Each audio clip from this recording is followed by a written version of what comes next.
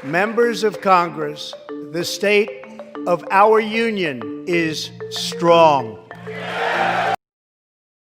waa mid ka mid ah khudbadii madaxweynaha Mareykanka ee Trump markii uu ka horjeediyay khudbadda Kongareeska isla daqiiqadiiba waxa halka ka aragtaa labada dhinac ay u kala fadhiyaan xubnaha Kongareeska inuu dhinacna sacbiyay halka dhinaca kale uu sacbin habka ay u fadhiyaan waa bidix iyo midig dhinaca midigta waa kuwa xamaasadaysan oo hadalka u riyaaqay halka kuwa bidixna waanan sacbin ayaa muuqatay inaynan u riyaaqin ama aynan la dhacsanin hadalka habka ah bidix iyo midig waa habka ay u fadhiistaan ama ay u kala qaybsan yihiin inta badan baarlamaanada caalamka haddaba waa maxay bidix iyo midig waxa hubaalayna marar badan maqashay erayada midigta fog laakiin maanta ugu ujeedada iyo macnaha siyaasadda midig iyo bidix sidee bay ku bilaabatay kala qaybsanaantan 1789 markii uu bilowday kacaankii Faransiiska waa kacaankii bedelay wajigii siyaasadda ee dunida ilaa maantay waxaa kulmay siyaasiyiin si ay uga doodaan awoodda xukunka taasi oo ay ku raacaysanayeen kaliya boqorada iyadoo dood laga yeelanayo arrinka waa inay isu soo hor fadhiisteen waxaana dhinaca midig maray kuwa qaba fikirka in saldanada iyo dhammaan xukunka gacanta ku hayaan boqortooyada halka kuwa diidan oo ka soo horjeeda in xukunka boqortooyada laga dhigo mid aan xuduud iyo dhammaad lahayn ay fadhiisteen bidix waxaana suxufta Faransiiska lagu qoray dhacdada maalintaas wixii markaa ka dambeeyay waxaa bilowday oo siyaasadda dunida ku soo waariday erayada bidix iyo midig maalinba meel ayay soo joogtay midigtii waxay ku sumtanaadeen kuwa ku dhigan dhaqankii hore oo ku ilaalinaya xukunka gacmaha madaxda kaliya halka bidixduna ku sumtanaadeen oo ay aaminsan yihiin in xukunka lagu wareejiyo shacabka marka laga hadlayo dhanka dhaqaalaha aad bay u kala gadisan yihiin waa ayna ku kala tagsan yihiin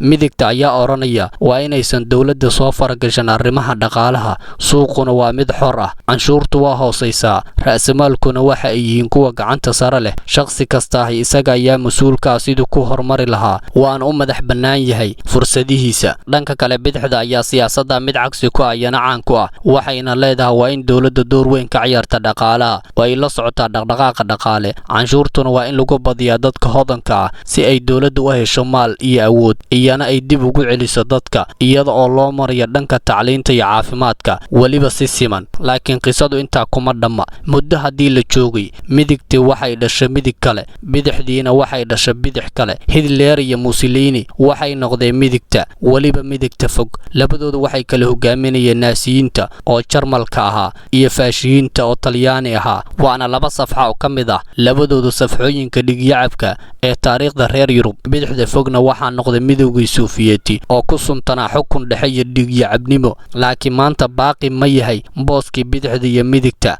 xaalad kasta ha keentee kuma guuleysan qolada bidixda inay fuliyaan afkaartoodii ahaa in qof kasta gaara baraaro iyada oo loo mariyo in si siman wax loogu qeybiyo bulshada sidoo kale kuma guuleysan dhankooda midigta in ay fuliyaan fikradahoodii oo ahaa shaqsi kasta inuu yahay xor una madax bannaan yahay fursadihiisa Mareykanka ayaa waxa ka jira laba xisbi dimuqraadi iyo republic xubnaha Kongareeska ayaa u kala fadhiista bidix iyo midig oo ay ku kala matalayaan dimuqraadiga iyo jamhuuriga halka baarlamaanka Ingiriisku isna sidaas yahay oo waxa uu kala baxaa conservative iyo liberal oo macna ahaan keenaya bidix iyo midig kala qaybsanaantan ka jirta baarlamaanadii xisbiyada ayaa ah mid mar walba lagu saxo qaladaadka xisbiyada hadii mid uu siyaasadda wax ka bedelo midka kale ayaa mar kale xukunka qabsanaya tabeedana waxa uu hagaajinayaa qaladaadka xisbigii hore tusaale Mareykanka laba xisbi ayaa ka jirta waxay kala aaminsan yihiin in dadka canshuurta looga qaado si siman halka kuwa kale ay qabaan in canshuurta loo badiyo kuwa jeebweynta si dadka danta iyo duruufta hayso loo maciino oo iyana markooda maalqabeyn u noqdaan waana siyaasad sidii saacadda u wareegaysa waad ku mahadsantahay daawashadii la socodka muuqaalkan